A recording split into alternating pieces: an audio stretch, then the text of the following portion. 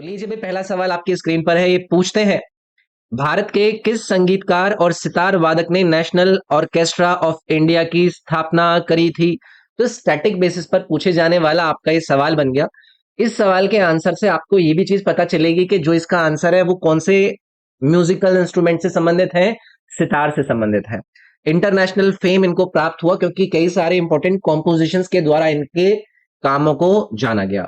तो याद रखिएगा, ये है रविशंकर, जिनके द्वारा नेशनल ऑर्केस्ट्रा ऑफ इंडिया की स्थापना करी गई। अगला सवाल ये आपसे पूछ सकते हैं कि इसको कब स्थापित करा गया था, तो 1952 आपको याद रखना है। तो इंडियन क्लासिकल म्यूजिक को पॉपुलराइज करने के लिए इनका ये बहुत बड़ा योगदान है। पश्चिमी देशों के अंदर हमारे इंडियन क्लासिकल म्यूजिक को पहुंचाना, उसमें इनका बहुत बड़ा योगदान है, याद रखेंगे। तो इन्हीं पंडित रविशंकर को लेकर आप लोगों से एक सवाल पूछा जा सकता है कि बताइए हमारे देश का सर्वोच्च नागरिक पुरस्कार क्या है? भारत रत्न। वो इन्हें दिए गए चार विकल्प में से किस साल दिया गया? तो आपको उसमें 1999 याद रखना है। म्यूजिक को इनके कंट्रीब्यूशन को सराहने के लिए इनको 1999 में भारत रत्न अवार्ड से सम्मानित किया गया था। ठीक है। ये जो नेशनल ऑर्केस्ट्रा ऑफ इंडिया है, इसको लेकर भी आपको क्लैरिटी रखनी है कि इसका उद्देश्य ये है कि जो हमारा इंडियन क्लासिकल इंस्ट्रूमेंट से बनने वाला म्यूजिक है ना, उनको वेस्टर्न ऑर्केस्ट्रा की टेक्निक के साथ मिलाकर एक नए दर्जे पर ले जाना, इसका उद्देश्य रहता है। तो रविशंकर जी का इसको स्थापित करना ये एक ऐसा अटेम्प्ट था जिससे हमारे इंडियन ट्रेडिशनल म्यूजिक को एक अंतरराष्ट्रीय स्तर पर पहुंचाया जा सके।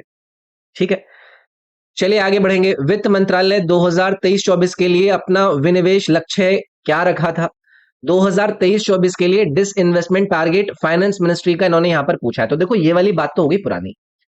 आप लोगों को मैंने कहा है कि करंट अफेयर में जैसे कि मैं आप लोगों के साथ डिस्कशन करता हूं, कभी भी अगर कोई भी मिनिस्ट्री अपना कोई भी टारगेट लेकर आए अपने अपकमिंग फाइनेंशियल ईयर के लिए, तो उसको आप लोगों को याद रखना है। तो ये इन्होंने 23-24 को लेकर यहां पर आंसर पूछा था, तो इसमें 51 करोड़ इन्होंने टारगेट रखा था डिसइन्वेस्टमेंट को लेकर, याद रखेंगे। तो भारतीय सरकार का एक प्रकार से टारगेट था जिसमें इंडिया का ये जो एफर्ट है कि भाई हमें पब्लिक सेक्टर एंटरप्राइजेस से क्या करना है, स्टेक्स को जनरेट करना है, फंड्स को जनरेट करना है। तो ऐसे टारगेट ही रखे जाते हैं। ठीक है, चलिए आगे बढ़ेंगे। गुट निरपेक्ष आंदोलन का पहला आधिकारिक शिखर सम्मेलन कहां आयोजित किया गया? ये भी आपका करंट अफेयर बेस्ड सवाल बन गया। आप लोगों को करंट अफेयर इसी यूट्यूब पर मैं आप लोगों के साथ डिस्कस करता हूं।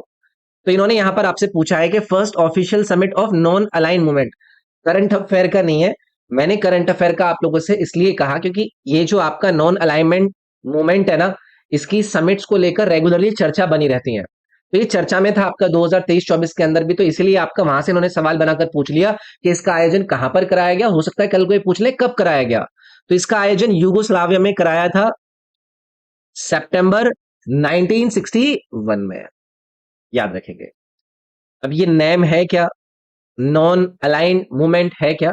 तो इसको फाउंड करा गया था जब कोल्ड वॉर चल रहा था ना, अलग अलग देश अपना ग्रुप बनाकर एक दूसरे के साथ एक मेजर ब्लॉक के रूप में सामने नजर आ रहे थे। तो ये जो मूवमेंट था, इसका उद्देश्य ये था कि भाई हम अपना एक इंडिपेंडेंट रास्ता अपनाएंगे। ये पूरे विश्व की जो पॉलिटिक्स है उसके साथ नहीं चलेंगे, उसके साथ अलाइन ही रहेंगे, हम अपना एक खुद का मेजर ब्लॉक बनाएंगे। ठीक है। तो यूगोस्लाविया के अंदर ये आपका जो पहला ऑफिशियल समिट है नैम का, उसका आयोजन कराया गया था। अच्छा, इस नैम को लेकर आपके कई सारे सवाल पूछे जाते रहते हैं। ये जो नैम है, इसकी उत्पत्ति या फिर इसके बारे में जो चर्चा है वो एक कॉन्फ्रेंस में हुई थी। उस कॉन्फ्रेंस को लेकर आप लोगों से सवाल पूछ लेंगे। तो याद रखिएगा, बंदुंग बंदुंग कॉन्फ्रेंस, जिसका आयोजन 1955 में कराया गया था। यहां से ये आइडिया निकल कर आया कि भाई किस प्रकार का ना हमें मूवमेंट या फिर एक अलग प्रकार का हमें अपना ब्लॉक बनाना चाहिए। 1955, तो वहां से इस पर चर्चा हुई। फिर उसके बाद कई सारे देश इसमें साथ में आए और फिर इसको इन्होंने तैयार किया। अगला सवाल है, पंडित विनय चंद्र मोगल्ले द्वारा स्थापित गंधर्व महाविद्यालय की लोकेशन आप लोगों से पूछी गई है। आप में से अगर कोई भी मेरी रेगुलर ल्यूसेंट जीके की सीरीज को फॉलो कर रहे हैं, तो वहां पर मैंने सूफीज्म एंड भक्ति मूवमेंट के अंदर एक सवाल डिस्कस किया है जो कि गांधार महाविद्यालय पर ही आधारित है। ये गांधार महाविद्यालय ओल्डेस्ट म्यूजिक और डांस के एकेडमिक्स के रूप में हमारे देश के अंदर नजर आता है, जिसको फाउंड करा गया था नई दिल्ली के अंदर। इसके द्वारा करा गया, विनय चंद्र मौधिल्य के द्वारा इसको स्थापित करा गया था। तो याद रखेंगे, तो भारतीय क्लासिकल म्यूजिक को प्रमोट करने के लिए, हमारे भारतीय क्लासिकल डांस को प्रमोट करने के लिए जब से इसका उद्घाटन किया गया तब से ये उसको प्रमोट कर रहा है। ठीक है, चलिए आगे बढ़ेंगे। रासायनिक प्रतिक्रिया में तापमान 10 डिग्री बढ़ने पर अभिक्रिया का दर स्थिरांक लगभग कितना हो जाता है? एक केमिकल रिएक्शन के अंदर अगर टेम्परेचर 10 डिग्री से बढ़ जाए तो जो रेट कांस्टेंट है वो नियरली कितना हो जाता है? देखो, अलग अलग जो केमिकल रिएक्शंस होती हैं उसमें जो रेट कांस्टेंट होता है, जिसको आप दर स्थिरांक के रूप में जानते हैं, वो अप्रोक्सीमेटली 2x हो जाता है, यानी कि 2 गुना हो जाता है। कब? जब टेम्परेचर के अंदर आप 10 डिग्री सेल्सियस का इंक्रीमेंट होता हुआ देखते हैं। और इस पूरी की पूरी घटना को ना एक नाम दिया जाता है। क्या नाम दिया जाता है? Rule of thumb. याद रखिएगा इसको, केमिकल काइनेटिक्स के अंदर ये रूल ऑफ थंब का इससे नाम एसोसिएट करता है। याद रखोगे इसको। चलिए, निम्नलिखित में से कौन सा संयुक्त क्षेत्र उद्योग का उदाहरण है? इनमें से आपको एग्जाम्पल चुनना है ज्वाइंट सेक्टर इंडस्ट्री का। पहली चीज आप लोग मुझसे पूछोगे कि सर जी, ये जो ज्वाइंट सेक्टर इंडस्ट्री होती है, कृपया करके इसको एक्सप्लेन कीजिए। ज्वाइंट सेक्टर इंडस्ट्री वो होती है जहां पर गवर्नमेंट और प्राइवेट सेक्टर का कोलैबोरेशन होता है ना? तो ये कोलैबोरेशन को लेकर हम ज्वाइंट सेक्टर इंडस्ट्री का नाम यूज करते हैं। इनका मुख्य उद्देश्य यही होता है कि भाई, जो अरेंजमेंट्स होते हैं रिसोर्सेज को लाने के लिए, एक्सपर्टाइज को लाने के लिए, इन्वेस्टमेंट को लेकर, तो उसमें आपकी सरकार भी इन्वॉल्वमेंट हो, पब्लिक सेक्टर भी इन्वॉल्वमेंट हो और प्राइवेट सेक्टर भी इन्वॉल्वमेंट हो, सो दैट कि उसका इकोनॉमिक डेवलपमेंट किया जा सके। तो यहां पर एक ऑप्शन आपको दिया है ऑयल इंडिया लिमिटेड का। तो ये ज्वाइंट सेक्टर इंडस्ट्री इंडिया के अंदर, जहां पर सरकार यानी कि गवर्नमेंट और प्राइवेट सेक्टर के इसके अंदर आपको स्टेक्स नजर आते हैं। अब इस ऑयल इंडिया लिमिटेड को लेकर कई सारे आपसे पहले भी सवाल पूछे गए हैं। तो यहां पर गवर्नमेंट ऑफ इंडिया थी और यूके की ना एक ऑयल कंपनी थी, उसका नाम याद रखिएगा, Burma. Burma oil company limited, ये यूके बेस्ड कंपनी थी और भारतीय सरकार के द्वारा मिलकर इसको क्या किया गया था? फॉर्म करा गया था। नवरत्न कंपनी है। चलो आगे बढ़ता है। नेशनल करियर सर्विस और माइक्रोसॉफ्ट इंडिया द्वारा डिजिटल कौशल के माध्यम से रोजगार के लिए शुरू करी गई संयुक्त पहल कौन सी है? यार, ये करंट अफेयर के डिस्कशन में आप लोगों से ऐसे जो इंपॉर्टेंट इनिशिएटिव्स लिए जाते हैं अलग अलग प्रकार की एजेंसी के द्वारा, जैसे यहाँ पर माइक्रोसॉफ्ट इंडिया और नेशनल कैरियर सर्विस इसमें इन्वॉल्व थे, तो इनके नाम पूछ लिए जाते हैं। ये था डिजी सक्षम, ये ज्वाइंट इनिशिएटिव है एनसीएस यानी कि नेशनल कैरियर सर्विस और माइक्रोसॉफ्ट इंडिया का। इसमें यही है कि भाई, जो रोजगार है उसको एनहेंस किया जा सके, डिजिटल स्किल्स लोगों को प्रोवाइड करी जा सके, है ना? चलिए, निम्नलिखित में से किस आयोग या फिर समिति ने कुछ मूल कर्तव्यों को लागू करने के लिए कानूनी प्रावधानों की उपस्थिति को पहचाना? Which of the following commission या फिर committee identified the existence of legal provisions for implementation of some of the fundamental duties? तो एक कमेटी का आप नाम सुनते हैं जिसका नाम है जस्टिस वर्मा कमेटी। इसको स्थापित किया गया था कि भाई, आप ना हमें संशोधन रिकमेंड कीजिए इसको लेकर, क्रिमिनल लॉस को लेकर, क्रिमिनल लॉस को लेकर संशोधन रिकमेंड कीजिए, उसको लेकर ये जस्टिस वर्मा कमेटी को स्थापित किया गया था। सो दैट के जितने भी एक्यूज्ड होते हैं, जिन्होंने सेक्सुअल असॉल्ट करा होता है महिलाओं के अगेंस्ट में, उनके क्विक ट्रायल हो सके और उनको पनिशमेंट एनहेंस रूप में दी जा सके। तो ये जो जस्टिस वर्मा कमेटी है ना, इसका एक सिग्निफिकेंट कंट्रीब्यूशन ये रहा कि इन्होंने लीगल प्रोविजंस की एग्जिस्टेंस को आइडेंटिफाई किया जब ये कुछ फंडामेंटल ड्यूटीज को इंप्लीमेंट कर रहे थे। तो ये आपको याद रखना है, यहां पर जस्टिस वर्मा कमेटी को लेकर हमने बात करी। क्रिमिनल लॉ से ही आपकी संबंधित थी और उससे संबंधित और एक्स्ट्रा बातें मैंने आपसे करी। अगला सवाल है, पंडवानी गायिका उषा बारले को भारत सरकार द्वारा 2023 में निम्नलिखित में से कौन सा पुरस्कार दिया गया? भाई, ये आपके करंट अफेयर बेस्ड जो आपके साथ डिस्कशन हम करते हैं अवार्ड एंड ऑनर्स वाली कैटेगरी में, उससे बनने वाला सवाल है। तो ये आपकी उषा बारले हैं। तो यहां पर अगर इस सवाल को कल को ये पूछें कि बताइए दिए गए 4 विकल्प में से ये कौन सी प्रकार की सिंगर है, तो आप याद रखिएगा, इसमें आपको पंडावनी गायिका के रूप में इनको याद रखना है। उषा बारले को 2023 के अंदर इनको पद्मश्री अवार्ड से सम्मानित किया गया था। याद रखेंगे, पंडावनी सिंगर के रूप में इनको जाना जाता है। 2023 के अंदर पद्मश्री मिल गया। तो इस साल के जितने भी पद्म अवार्ड प्राप्तकर्ताओं की लिस्ट मैंने आपके साथ साझा करी थी, उनके बारे में पढ़ना जरूर है आपको। ओके। भारतीय संविधान के भाग 11 के अनुच्छेद 245 से 55 बताइए दिए गए चार विकल्प में से किससे संबंधित है। यहां पर इन्होंने पार्ट 11 की बात करी है। तो कॉन्स्टिट्यूशन के अंदर हम पूरे के पूरे संविधान को पार्ट वाइज डिस्कस करते हैं, और जब 45 से 55 का डिस्कशन हो, पार्ट 11 से इनका संबंध हो जाता है। और यहाँ पर आपको जो केंद्र और राज्य के बीच में विधायी संबंध होते हैं, यानी कि जो लेजिस्लेटिव रिलेशंस होते हैं सेंटर और राज्य के बीच में, उनके आपको प्रोविजंस देखने के लिए मिलता है। कौन सी सरकार के पास रहेंगे, यानी कि केंद्र सरकार के पास रहेंगे, और कितने राज्य सरकारों के पास रहेंगे। जैसे कि ये आर्टिकल नंबर 245 है, ये क्या स्टेट कहता है, ये भाई जो एक्सटेंट्स ऑफ लॉ है जो कि पार्लियामेंट के द्वारा बनाए गए हैं, लेजिस्लेचर ऑफ स्टेट्स के द्वारा बनाए गए हैं। ठीक है, चलिए अगला है प्रायद्वीपीय भारत में निम्नलिखित में से कौन सा राज्य उत्तरी महाराष्ट्र और विदर्भ पर शासन करने वाला स्थायी शक्ति था। पेनिसुलर इंडिया में इनमें से बताना है कौन सी किंगडम थी लोकल पावर के रूप में जिन्होंने नॉर्दर्न महाराष्ट्र और विदर्भ के ऊपर रूल किया। आप लोगों को मैंने वकाटकास के बारे में डिस्कशन कराया था। लगभग थर्ड से लेकर 5th सेंचुरी एडी में ये डायनेस्टी आप लोगों को पढ़ाई जाती है। तो एंशिएंट इंडियन डायनेस्टी थी ये वकाटका, जो कि इस वाले भाग के अंदर मेनली रूल करा करती थी। तो इनको एक प्रकार से या तो आप समकालीन बोल दीजिए या फिर सतवाहनास का सक्सेसर बोल दीजिए, इनको आपका जाना जाता है। तो इन्होंने कला और आर्किटेक्चर को बहुत ज्यादा पैटर्नेज दिया। पर्टिकुलरली जैसे आप अजंता केव्स का जिक्र करते हैं, उसको इन्होंने पैटर्नाइज किया। तो वकाटका किंगडम आपको इसमें याद रखनी थी।